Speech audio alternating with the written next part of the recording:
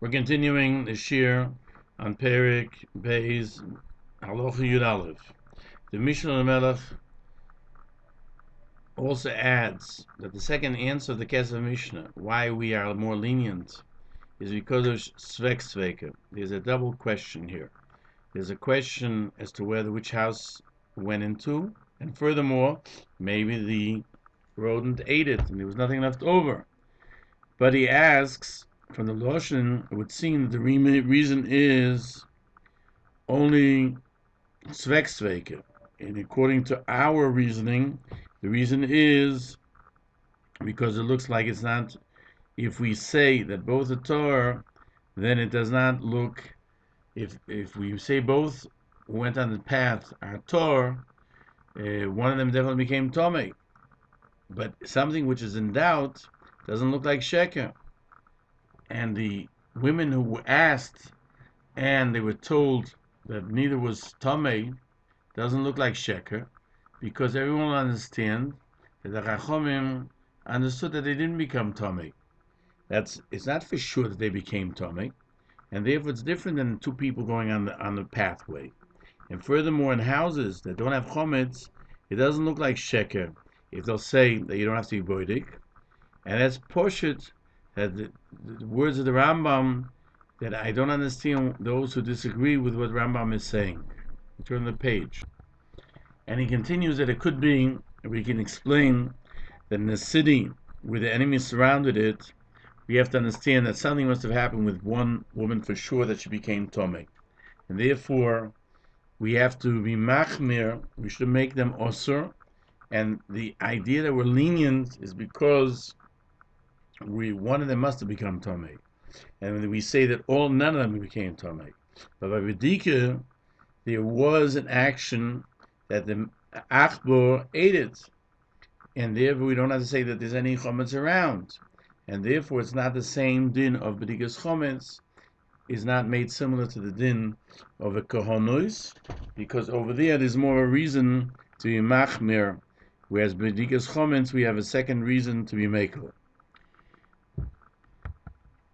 The Mishnah Melech continues, and this still needs to be studied, because it would seem that the Gemara is talking about a very large piece of chometz, that you can't say that he ate it. Therefore, there's only one suffix, and we can't paskin that both don't need to be checked, because there's definitely chometz, and this would seem to be very, very similar to two roads, where one is certainly Tomei. And so writes Tosfos in Sochem Tes B, that in the sugya of the rodent that went in chometz with his mouth is talking about a very large piece, and you don't have the second suffix. And the Rambam is of the opinion that even by Kika Godel, you don't say that is definitely chometz, because maybe he had friends, the Achborim, and they helped him eat it. The Mishnah Lamelech ends that the Mekor of the Din of Rambam is from the sugya of Gehenes, that when we don't have a definitive fact that one is Tomei, even if both of them come to ask at the same time, we can say that both are Torah, and it does not look like it's a falsehood, because the Chachomim know for sure that neither of them became Tomei. And also b'chometz, we can say that the Chachomim are relying on the fact that no chometz will have been left once a rodent took it inside the house. Now, those who disagree with the Rambam, the Tur, says if there's one pile of chometz in two houses, and a rodent took it, we don't know which house he brought it into. If both houses belong to one person, or it belongs to two, or one house belongs to one and one house belongs to the other, and they came to ask a question together, or one of them asked about his friend, and the question therefore is being asked about both of them, they need to be checked, even if you're mevatel. That's what the Torah feels, different than the Rambam. That even if after he was mevatel the chometz in the Rabbidikas only midrabanan, you still need to make a b'dika. If they came one after the other, neither of them has to ask. It needs to be bodik. If he was mevatel, since that after they mevatel the shiur to be boidik, it's always been a rabbanon, and that's the Chacham required bedika, so you have to do bedika. So the Mishnah Melech says that the Tur was girls in the Gemara that the two pathways, Rabbi Yossi Omer ben kach uben kach tohirim, and Rambam paskins like Rabbi Yossi that even if they come to ask, one of them comes to ask about himself and his friend, he does not need to be bodik.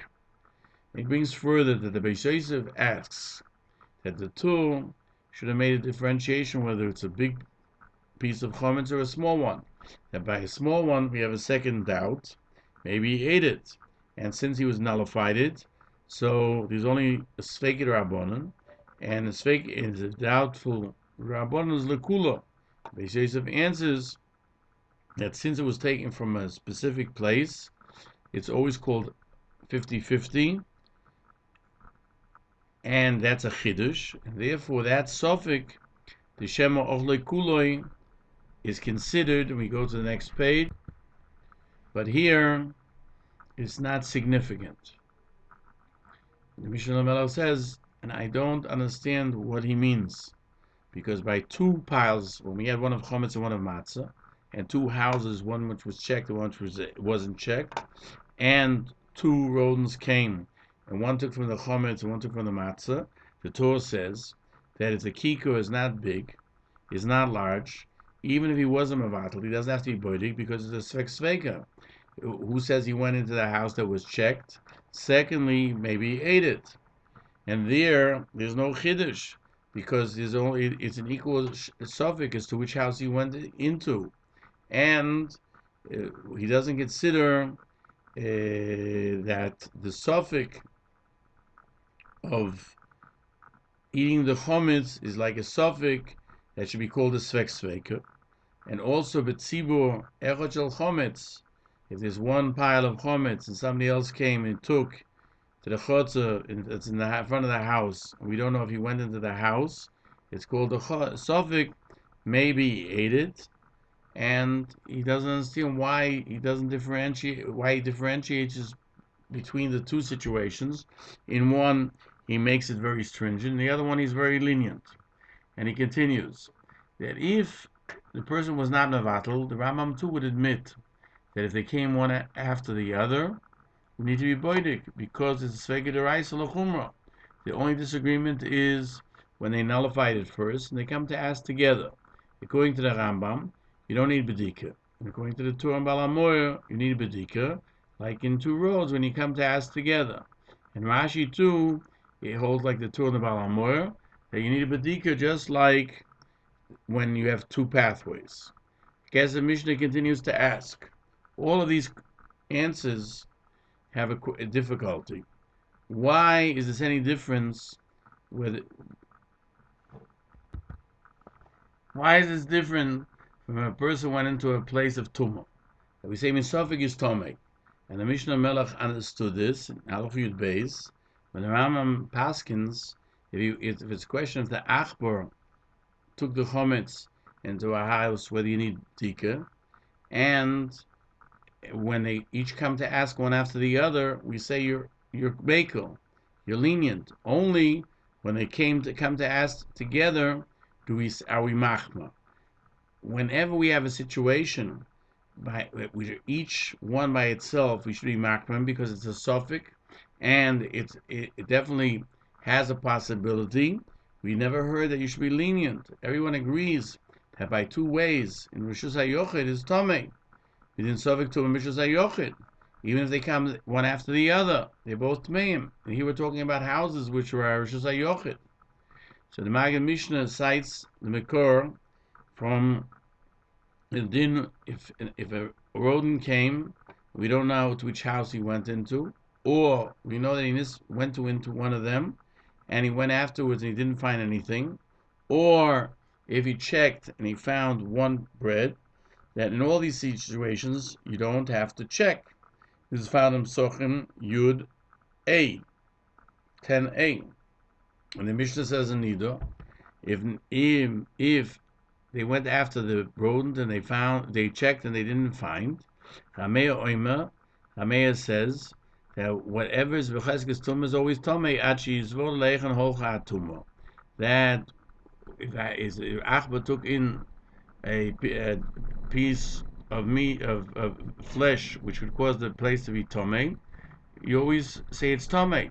And if he checked and he didn't find the place, so it remains tamei. The Chacham say you check until you have no possibility of finding it, meaning into the ground until there's no place where it could be hidden, and definitely it's not there. And even though we don't find it, you're Torah because you checked. Now, Allah is like Chachomim. Therefore, the Rambam Paskins, if a person was burning his house after an Akbar took something into it and he didn't find it, you don't have to again check the house. The Magen Mishnah cites the source. If he checked it and he found the bread, that you don't have to check further. The Gemara in Psochim 10a, if he went into the house and he found the bread, it's a Machlokes Rebbe v'Rebbe Shimon ben Gamliel, and we hold like Rebbe that we say whatever he lost, this is probably what he found, and that is how other Rishonim paskin, just like the Rambam. The Kesef Mishnah cites the Makor, the source, when you have 9 piles of matzah, in Psochim 10b, if there were 9 piles of matzah, and one of chametz, and one of them fell down, and Achba took it, the din is that you go according to the majority, and since it's 9 matzah, just like we do by 9 stores, and the meat that's found in the street is kosher, because 9 stores are selling kosher and only one is selling treif. Here too, we say 9, the piece must have fallen from the matzah, and therefore we're not concerned with what the rodent took. The Divrei Rambam, the Ein Kan Kavua, that we don't consider in this situation that it came from a specific pile, even though it fell from the pile, and you don't have to check because of for that reason, does not refer to all the halachas that were mentioned in Yud Aleph, only to this specific halacha of 9 piles of matzah and one of chometz. Since he says in halacha Yud that if an achbar came and took it from a pile, there we say it's a 50-50 chance. Therefore, here he says that if the piece fell by itself and the achbar took it from where it fell in the street, there we go to the din of called the Peirush. Whatever separates itself, it's merubah Peirush from the majority. You don't have to do b'dika. Now the Raiva disagrees with the Rambam in this whole halacha. The Raiva begins, Omar Avram, Zeh Shibush. Everything he's saying here is mistaken. We elokavua vadayu. We always consider it as being taken from a specific place. Elosheton lekulo. We're more lenient davalei b'savik biyo the Ian Bedika, because we don't know whether he took it into the house for sure, which house needs checking, and we therefore rely on both aspects, and we're lenient. We can all say that bittul is similar to tumah. What does he mean when he says tumah? He means to say that you don't have kavua. Everything is Yud Aleph, and therefore you don't have to check again, because you don't have kavua. Now, the gears like as a Mishnah is the gears that we have in front of us. She'en kan kavua in Loshin Yochid, what the Ravid says, Loshin Yochid, and it goes only on the situation, the last one that he was talking about, of 10 having matzah and 1 of chametz. But the Ravids in the Magen Mishnah had a gears she'en kan kfuyim, that everything in the Halacha Yud Aleph is referred to, that you don't have to check because there's no din of kavua kemechza al mechzos. The Ravid says that's a mistake. And even though it's a mistake because it doesn't matter to us, because the Ravid is of the opinion, even if it was kavua, we would still be lenient because it's derabonon. The Kesef Mishnah says, if the nusach, his text was like our nusach, he would not have made the objection. Or it could be he would have understood from the Loshen Kavua that it refers only to Halacha Yud Aleph.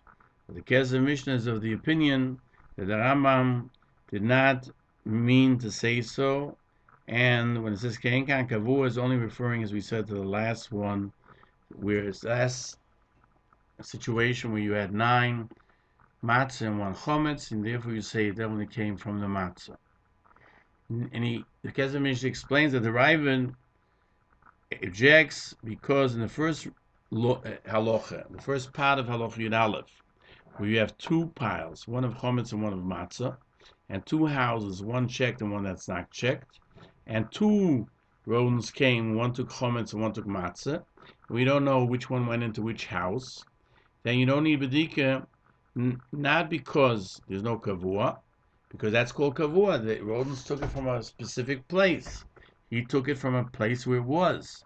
It didn't fall anywhere else.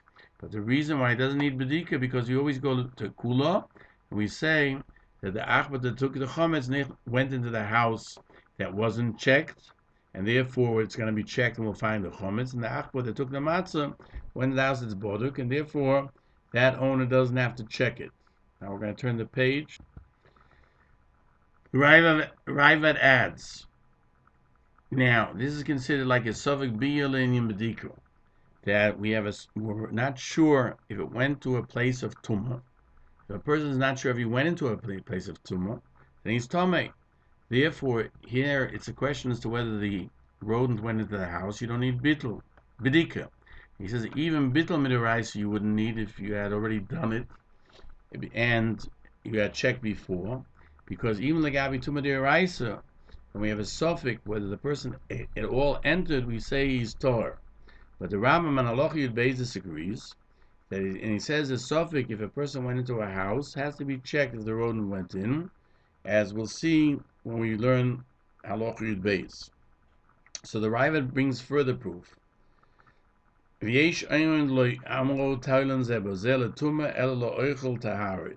those who say that we don't say that the one is Torah and one is Tomei, only regarding Taharis, that he can rely that which he touched is Torah, but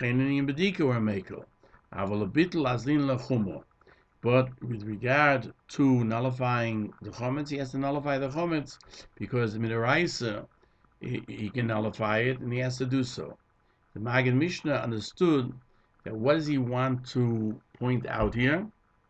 The second din, where we learned if there are 2 houses that were checked and there was in front of them 1 pile of chometz, and an achbar came and took it. We don't know which house it went into, so it definitely went into one of the houses. Now, on Paskins, you don't have to check again because we don't have a kavua, and that's what he asks. We have kavua. We know there's only 1 pile of chometz, but we're toiling the kulo, just like we don't know for sure that a person went into a house. And here too, by bedika, we are more lenient. So the llB Mishnah says, according to the Rae Gann, there's no reason mishum shein kan kavua, ela mishum shaliyim bedika. It has nothing to do with kavua here, but rather because when it comes to checking, we consider 1 pile of chometz and 2 houses that are checked like a suffix where the person went in it all with chometz. And even though you can't be makel and you can't say that the achbar with the rodent with the chometz went into the house that wasn't boidik, because both houses were boidik, and you can't, and we don't have the other rodent with the matzah to go in, and both houses he definitely went into one of them.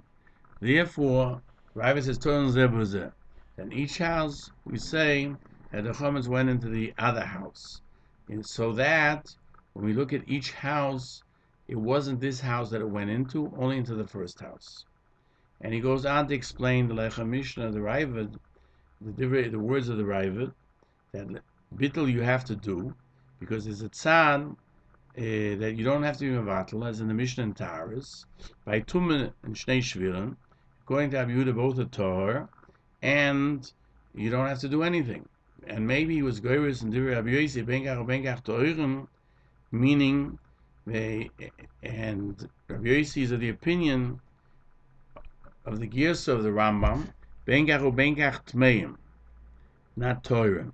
But there are those who have a text benkach ubenkach toirim, and according to that, you wouldn't need to be mevatel, even if he doesn't do anything, just like by tuma, which is the raisa or mekel.